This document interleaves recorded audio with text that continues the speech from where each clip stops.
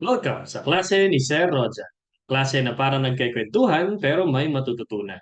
Ang klase na para sa lahat, lalo na sa mga nahihirapan. Basta kay Sir Rojan, ibang klase. Let's go! So, welcome uli sa ating klase, no?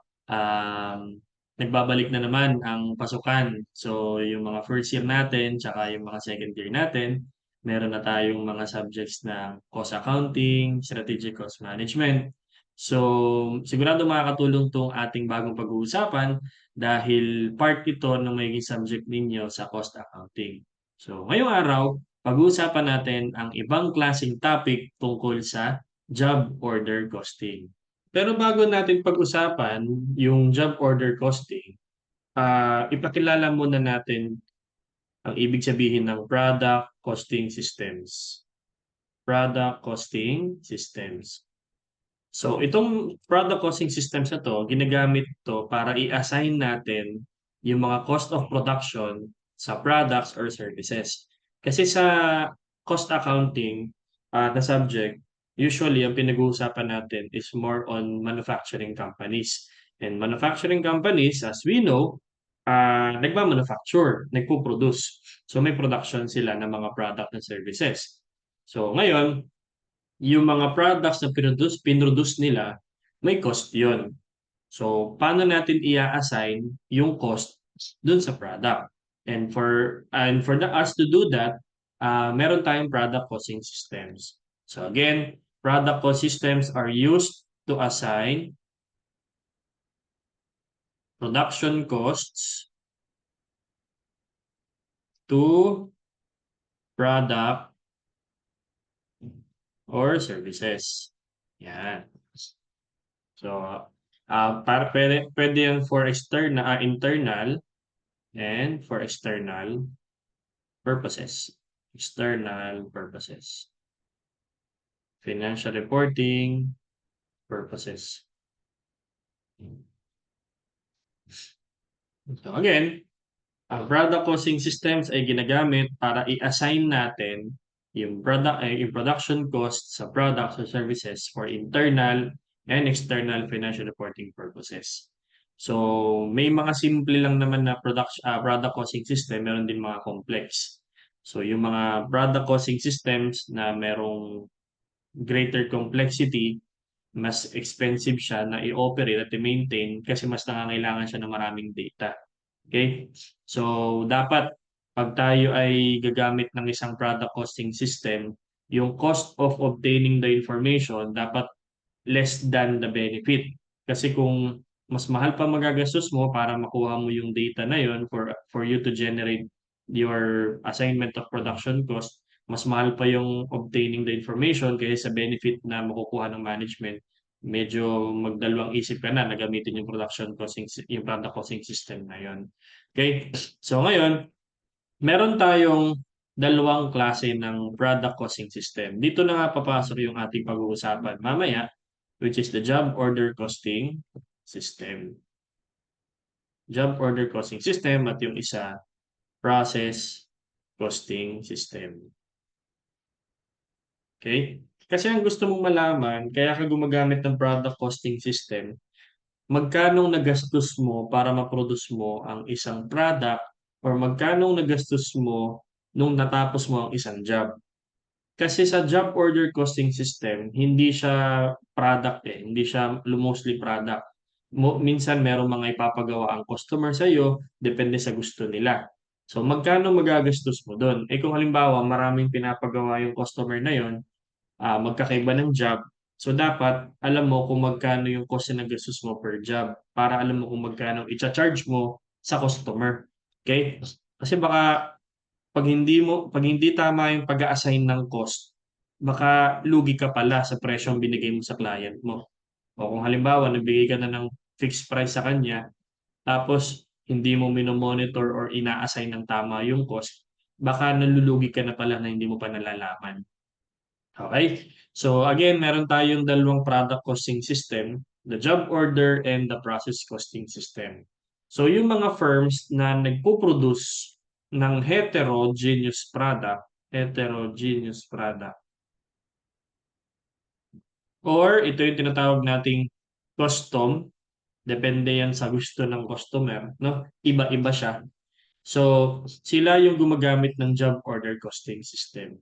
So, yung mga firms na nagpo-produce ng heterogeneous and custom outputs, kailangan i-track nila yung cost at the customer level, okay? Or at the product level. So, every time na meron kang bagong ginagastos dun sa job na yon, dapat tinatrack mo siya, nililista mo siya, no? So, halimbawa, may nagpagawa sa akin ng sasakyan. Tapos may nagpapintura sa akin ng sasakyan. Tapos yung isa naman nagpalagay ng tint sa bintana. Magkakaiba sila. Yung isa may kinalaman sa makina, yung isa nagpagawa ng gulong or nagpapintura, tapos yung isa sa windshield. So, magkakaibang customer siya, pwede, or isang customer siya, pero magkakaiba yung ginawa ko. So, ito-track ko dapat yung cost. Nililista ko dapat yung mga nagagastos ko sa bawat job na ginagawa ko. Kasi hindi siya pare-parehas. Kaya naman yung product costs or yung cost related to producing or providing the services, dapat i-monitor mo siya, i-track mo siya at the customer or product level. So, para magawa mo yun, kailangan gamitan mo siya ng job order costing system. So, kabaligtaran naman, yung mga companies na nagpo-produce ng homogeneous products, homogeneous, genus ang basa yata dun, products, sila yung mga gumagamit ng process costing. Kasi yung costing ay hindi per job. Ang costing ay per process. Ito kasi, pag sinabi nating homogeneous products, sila yung dumadaan sa batch production or tinatawag nating mass production pa nga eh. Okay? So, halimbawa, magmamanufacture ka ng ballpen. Okay? Pare-pares yung ballpen. Hindi ka nakadepende sa gusto ng customer. Basta nagpo-produce ka ng ballpen. Yun ang sa'yo. Ngayon, or halimbawa naman, yun nga, ballpen. Yung ballpen dumadaan sa maraming process. Halimbawa is yung paggagawa ng paglalagyan ng ballpen, no? Tapos yung tinta, tapos et cetera, packaging. Let's say ang isang ballpen, may tatlong process na pinagdadaanan. Bawat process, may ginagastos yan. So, pag tapos na siya sa process 1, may nagastos na yon, pupunta na siya sa process 2. Okay? Doon sa process 2, may ginagastos ulit yan. So, naiipon na naman yung process 1 sa yung process 2. Pagdating sa last process, may panibagong gastos ulit yan. So, tinatrack mo naman ngayon yung cost at the process level. Okay? So, tinatrack mo yung cost, minomonitor mo yung ginagastos mo kada prosesong pinagdadaanan ng product. So, therefore, kailangan makompute mo yung average cost. So, dahil hindi mo talaga yan matitrace per product dahil madami nga yan, ang gagawin mo, yung total cost na nagastos mo all throughout the process, i-divide mo siya dun sa lahat ng nagawa mong product para makuha mo yung average product cost. So basically, ganun yung concept ng process costing. Okay? So, ulitin natin. Yung mga companies na nagpo-produce ng mga homogeneous output or products, magkakaparehas, ibig sabihin, batch or continuous production process, ang kanilang gagamitin is process costing system para makompute nila yung average product cost. Okay? So, yun yung pinagkaiba ng job order at saka ng process costing system. Okay? So, what else? Ngayon, bago mo makompute totally bago natin computein yung product cost, before computing the product cost or yung cost of product, di ba? Okay? Before computing the product cost, kailangan malaman muna natin yung tungkol sa cost accumulation system, cost accumulation system, and yung valuation methods. Valuation methods. Yan. So, anong gagamitin nating valuation or anong ginagamit na valuation? Tapos, how do we accumulate cost? May system ba niyan? Et cetera, et cetera. So, ngayon, si cost accumulation system, dinedefine niya yung cost object. Okay? Si cost accumulation system, dinedefine niya yung cost object at yung method of assigning cost. So ito nga yung tungkol dun sa job order costing tsaka process costing system. So cost object and method of assigning costs. Yan. Tapos, yung valuation method naman, how the product cost is measured. How product cost is measured. Okay? So, meron tayong, dapat ang mga companies, meron silang cost accumulation system at meron ding valuation method na gagamitin. Hindi pwedeng isa lang, no? Isa lang na cost system or isa lang na valuation. Kailangan parehas meron siya. So, meron tayong 6 possible combinations.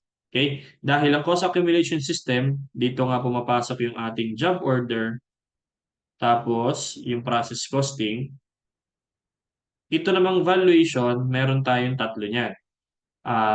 Actual, normal, at saka standard. So, 2 times 3, 6. So, there are 6 possible combinations na pwedeng gamitin ng isang company. So, ito yan. Summarize lang muna natin. Okay? Halimbawa yan. Ito yung cost accumulation system mo. Cost accumulation system. So, yan yung ating job order and process. Okay? Meron tayong dalawang way of accumulating costs. Okay? Job order costing system at saka process costing system. So, ngayon, on the other hand, the valuation methods,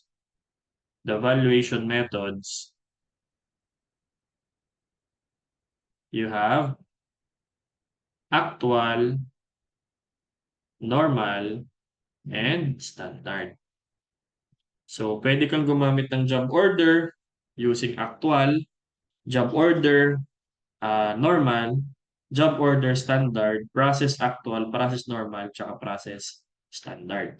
Ngayon, anong pinagkaiba-iba nila, no? Yung valuation methods, it talks about how do you, parang, how do you measure your cost of production? Paano mo ba nire-record or mini-measure yung cost, yung nagagastos mo sa production? Kung matatandaan ninyo, meron kasi tayong isa pang video ng nature of costs, no? Panoorin ninyo yan para at least may idea kayo. Kung babalikan natin, meron tayong mga manufacturing cost element. Manufacturing cost elements. Ito daw yung mga kadalasan nagagastos sa isang manufacturing cycle, sa isang production. Una, meron tayong mga materyales na ginagamit, direct materials. Okay? Yan yung mga binibili mo na raw materials para ma-produce mo yung finished product mo. Example, gagawa ako ng lamesa. Ano ang raw materials nun? Kahoy, no? Pako, etc. So, direct materials, pintura. Pero yung iba kasing materials, hindi direct. Indirect siya. Okay? So, para mas ma-identify na, mas maintindihan natin, panoorin niyo yung Nature of Costs video natin. Nandun yung detailed discussion natin dyan. Anyway, yung discuss ko na rin, no? Pahapyawan na rin natin. Kapag sinabing direct materials, o material siya, no? Raw material siya, pero makikita mo kaagad siya or matitrace mo kaagad kung ilan yung nagamit mo sa isang finished product. Halimbawa, yung lamesa, kaya mong i-measure kung ilang kahoy ang nagamit mo sa isang lamesa. Direct siya. So you can easily trace how many input has been added sa isang finished product. Halimbawa naman, the next one, pintura. Pininturahan mo siya. Kaya mo bang i-measure kung ilang litro or ilang milliliter of paint ang nagamit mo sa isang lamesa? Mahirap tansyahin, di ba? Yung isang lata, isang lamesa lang ba yun? Di ba? Hindi, no? Sobra-sobra yun. Nakailang lamesa ka nung nagamit mo yung isang lata? So, hindi mo siya kayang i-trace, no? Sa unang tingin. Hindi mo kayang i-identify kung gaano karaming paint ang nagamit mo sa isang lamesa. All you can do is parang i-apply, meron kang predetermined rate na gagamitin. So, yung mga direct materials, yan, ito yung mga ah, easily identifiable or traceable sa finished product. Next is direct labor. Labor, ito naman yung mga bubuo ng finished product mo. Okay? So kung merong materials, merong labor. Sila yung mag-assemble or puputol or basta sila yung gagawa. Ngayon, hindi lahat ng labor ay direct. Okay? Marami kasing mga tao sa production department. May manager, may utilities, yung mga naglilinis natin, may maintenance. At meron din namang mismo directly involved sa production. Halimbawa, makikita natin sa mga sa mga movies or sa mga pag may mga sa YouTube, no? Um, nagma-manufacture ng pagkain, etc., etc. Dadaan sila sa conveyor, etc. So ngayon, yung mga tao or yung mga empleyado na talagang nag-a-assemble or part ng process of production, sila yung direct labor. Okay? So, kayang mong i-trace kung ilan ang nagawa, no, ng isang laborer na finished product. Okay? Pero yung mga manager, yung mga maintenance, utilities, etc., hindi mo siya kayang i-trace kung ilan yung kanilang i-manage, no? Yung na-maintain. So, hindi siya directly related or directly traceable sa finished product. So, saan sila papasok? Yung mga materials na hindi direct pero kailangan sa production, yung mga labor na hindi direct pero kailangan sa production, mga indirect sila, dito sila papasok sa overhead na tinatawag natin. Ang overhead, pag hindi direct material, hindi direct labor, overhead yan. So dito papasok yung sweldo ng mga manager sa department, sa production, sweldo ng mga maintenance, sweldo ng mga utilities, kuryente, ilaw, tubig, depreciation ng mga makinaryang ginamit. So lahat ng hindi direct materials, lahat ng hindi direct labor, pero kailangan sa production, overhead ang pasok po niyan. Okay? So, ngayon, ito nga yung bumubuo ng manufacturing cost. So, pag natapos mo from process 1 or step 1 hanggang sa last step, nabuo mo na yung product, finished product na siya, yun na yung cost of production mo. Yun yung nagastos mo para matapos mo yung mismong production. Okay? So, ito ngayon yung i-measure mo. Diba? Sa valuation method, ito yung how product cost is measured. So, product cost pertaining to cost of production. Paano may measure yung direct materials, direct labor, tsaka overhead? If you're going to use actual costing, meaning to say, kung magkano yung mismong nagamit mo or nagastos mo, yun yung ire-record mo as cost of production. So, actual yun. Okay? So, therefore, lahat ng element of cost, if you're using actual, direct materials, direct labor, and overhead, they are all actual. Based on actual costing. Okay? Yan. Yun ngayon, halimbawa, sa job order costing, um, may nagpapa-customize sa akin ng ah, may nagpapagawa sa akin ng metal fabrication. Halimbawa sa bintana, yung grills. Bawa sa grills, no?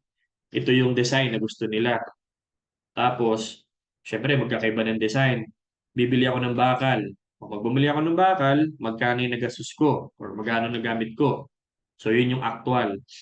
Tapos, ilang oras yung nagamit ko para matapos ko yung mismong metal grills. Tapos, may ginamit akong mga kuryente, etc., etc. Based on actual, no? So, yun yung i-charge ko ngayon sa client. So, actual costing yun. Sa process costing, ganun din. Yung direct material, direct labor, tsaka overhead, they are all based on actual. Okay? So, ang ngayon, dahil nga, ano siya, per process ang basis natin, kukumpitin mo yung average cost niyan. So, pwede mong gamitin is FIFO or weighted average. FIFO or weighted average. On the other hand, yung normal costing, si direct material tsaka direct labor, actual based pa din siya. So based on actual yan, no? Pero si overhead, hindi siya actual. Meron tayong tinatawag na predetermined. Predetermined. Kumbaga parang ine-estimate mo kung magkano ang nagagamit mo or nagagastos mo kuryente sa isang product. Tapos kung ilan yung or sa job, no, sa ilang oras. Yan. Tapos kung ilan yung nagamit dun sa job na yun, yun yung magagamitin mo pang multiply. So sa overhead, predetermined rate ang ginagamit. Hindi siya actual. Ngayon sa process costing ganun din. Direct material, direct labor based on actual siya. Overhead based on predetermined rate. That's normal costing. Okay? So, standard costing. So, dito, FIFO rin. FIFO or weighted average. You can use FIFO or weighted average. Next is standard costing. So, lahat ng ating, yung direct material tsaka direct labor, they are based on standard.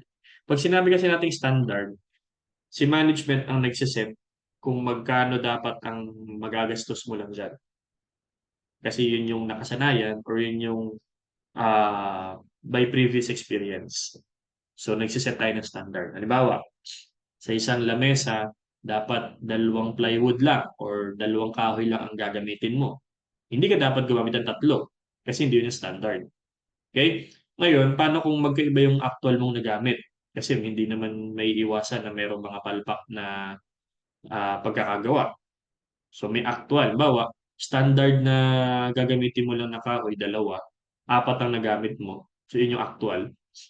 Ano mangyayari doon sa difference na 2? Kasi 4 yung actual, 2 yung standard. Ang tawag doon variance. Okay?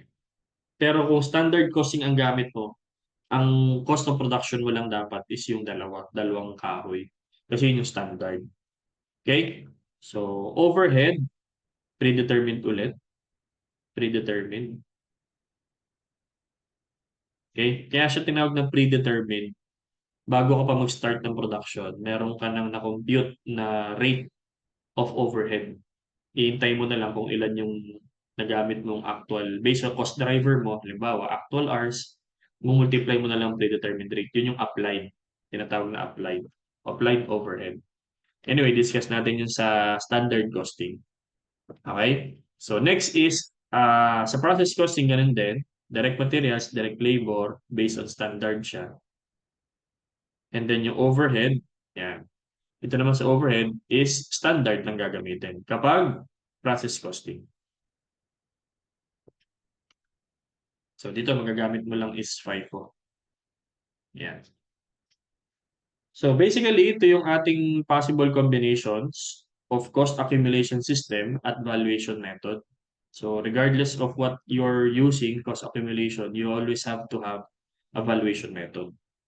Dapat depende kung anong klaseng company ka kasi sa job order costing, usually mga companies na yan is engaged sa services, hospital, accounting firms, any professional firms kasi hindi naman pare-parehas ang kanilang ginagawa.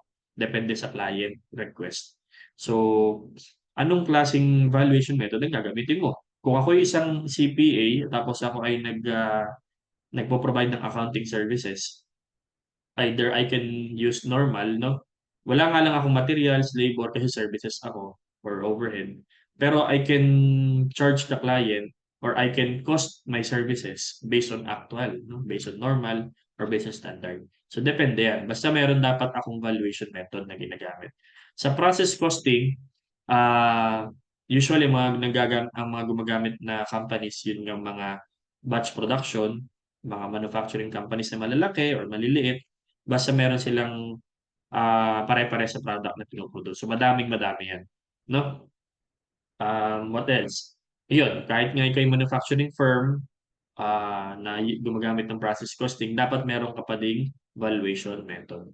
Okay? So, if meron kayong question, try nating sagutan yan sa comment section no? I-type nyo lang doon, tapos sasagutan natin. Okay? Yan. So, ano pa? So pag-usapan na natin yung mismong topic natin, no? Which is the job order costing system. Yung process costing, gawa tayo ng separate video para doon, no? Job order costing. Okay?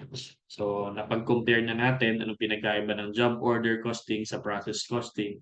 Napag-usapan na rin natin kung ano yung mga valuation methods, no, na pwedeng gamitin. So, ngayon naman, ano nga ba mismo ang job order costing? So, ibig sabihin, isa tong accumulation system, no? Isa siyang cost accumulation system na ina-accumulate mo yung cost. Cost is accumulated.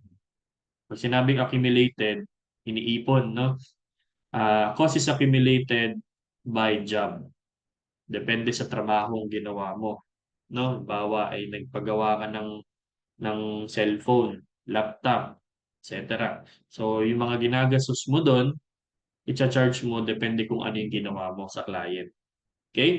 So, ah pwede siyang marami, no? Pero magkakaiba siyang services. Okay? Depende sa customer specification. So, distinct to, no? Distinct. Okay? Um, Depending on the customer specification. Yan. So, meron tayong tinatawag na work in process. Sa kung assuming ako yung isang manufacturing company, tapos let's say gamitin natin yung example natin kanina. Assuming ako yung isang manufacturing company that specializes in metal fabrication. Halimbawa, ako ay metal fabrication company. Pag sinabi kasing metal fabrication, parang ako ay nagde-design ng iba't ibang metal works, depende sa client request. Halimbawa niyan, magpapagawa ako ng gate or fence na mayroong bakal, or halimbawa naman magpapagawa nga ako ng grills kasi minsan natatakot ka baka pumasok yung magnanakaw sa bintana, lalagyan mo ng grills. So, depende siya sa customer specification. Ngayon, sa manufacturing company kasi, meron tayong tatlong klase ng inventory. Okay? May tatlong klaseng inventory. Di ba sa basic accounting ninyo, isa lang yan? Yun yung tinatawag nating merchandise inventory, no? Sa manufacturing, hindi lang isa, hindi lang dalawa, kundi tatlo, no? So, tatlong klase siya. Unang klase ng inventories, tinatawag nating raw materials inventory. Raw materials inventory.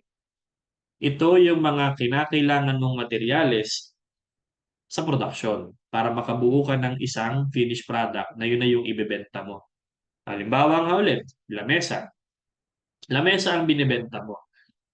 Anong raw materials niya? Kahoy. So ngayon, bibili ka ng mga kahoy. So yun yung bibili mo, raw materials. So magkakaroon ka ngayon ng raw materials inventory. So kumbaga, sa ating T account, sa basic accounting, yung raw materials inventory mo, dahil siya ay isang inventory, isa siyang debit side. Ang normal side niya ay debit side. Ibig sabihin, pag bumibili ka, nagde-debit ka ng raw materials inventory kasi nadadagdagan. So, dito siya, nadadagdagan siya dyan.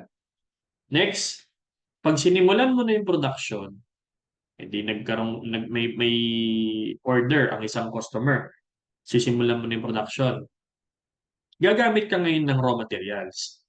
The moment na nag-request si production department kay warehouse department, kasi si warehouse ang namamahala ng lahat ng raw materials.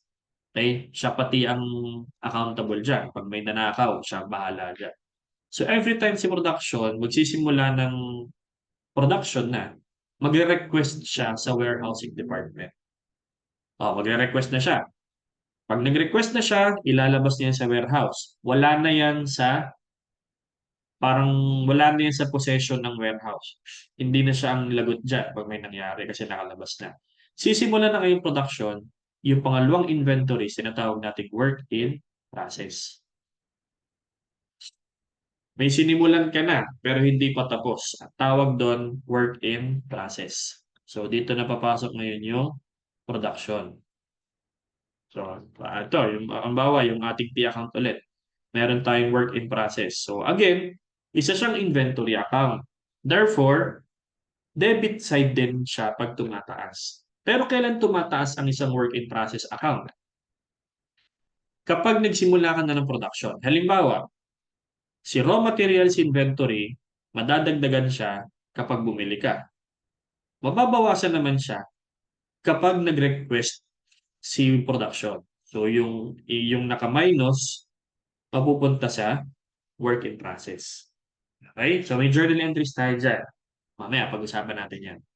Okay? Eh hindi lang naman raw materials ang kailangan sa production, di ba? Sabi nga natin kanina, may tatlong element of cost para matapos ang production. Direct materials, direct labor, and overhead. So, ibig sabihin, lahat ng work in process ay meron siyang direct materials, meron siyang direct labor, meron siyang overhead. Okay? So, halimbawa, ito yung direct materials. Ito ngayon yung direct labor. Tapos ito ngayon yung overhead. Bawat nadadagdag sa work in process, may pinanggagalingan yan. Halimbawa, merong isa dito na payroll. Okay? Yung payroll na yan, mapupunta dun sa work in process. Tapos yung mga overhead mo, applied, nandito sa side na yan, mapupunta rin sa work in process. So, basically yan yung itsura ng work in process. Ngayon, kung medyo nalilito kayo, meron tayong another video for journal entries. So, para hindi kayo mahirapan. Pero for now, dahil pinag-uusapan lang muna natin ay yung iba't ibang klase ng inventory, hindi ko muna ipapalawakin kasi para di umaba yung video natin. Okay? So, kailangan ng tatlong ito para matapos si work in process. Kaya siya tinawag na in process, hindi pa tapos. In process pa lang siya. Parang in transit.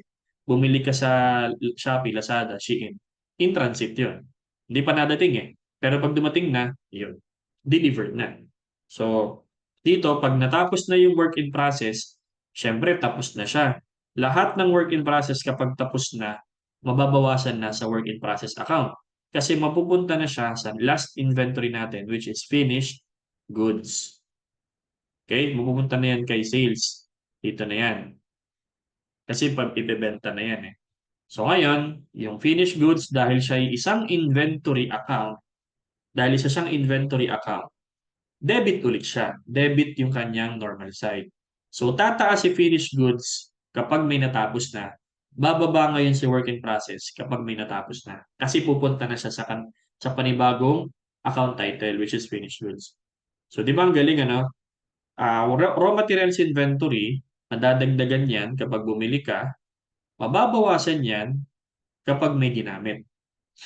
Okay? Work in process, madadagdagan yan pag may ginamit ka ng raw materials.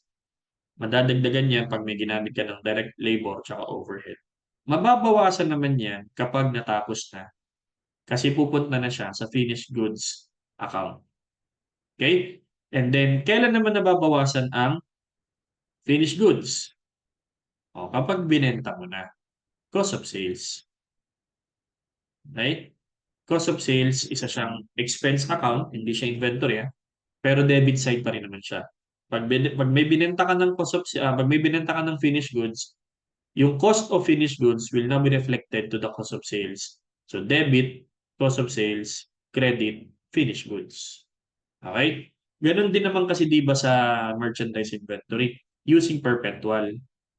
'Di ba perpetual inventory, meron tayo laging magka-partner diyan. Pag may sales, perpetual inventory system. Sa intermediate accounting 1 ninyo, no? Pag meron tayo diyang sale transaction, debit, accounts receivable, credit, sales. Eh may katandem lagi yan, di ba? Pag meron kang sales transaction, meron kang entry ng AR at sales, may entry ka rin dapat ng cost of sales. Debit, cost of sales, credit, merchandise, inventory. So, yan yung magkatandem. So, basically, ito yun. Yan yung dalawang yan sa manufacturing. Debit, cost of sales, credit, finished goods. na iba lang yung tawag pero yun din naman siya. Kaya lang bago siya maging finished goods, dadaan muna siya sa raw materials and sa work in process. Okay? So, yun yung cycle ng manufacturing. Ngayon, ano ba yung mga documents na kinakailangan mong i-maintain kapag ikaw ay gagamit ng job order costing? So, panibagong video natin yan para at least ay makapagpahinga yung mata mo no, sa ating discussion. So, putulin ko muna dito yung lecture natin and nakasunod nating pag-uusapan ano-ano yung mga documents na kailangan mong i-maintain if you are using a job order costing system. Okay? So, yun muna. If you have questions, feel free to comment dyan sa ating comment section and we'll try to answer that sa mga susunod na videos natin. Okay, so yun lang at good luck ulit sa inyong pasukan, no? At sa bagong subject ninyo ng cost accounting. Sana makatulong yung video natin kahit paano. So, ingat kayo palagi and see you in our next video. Bye-bye!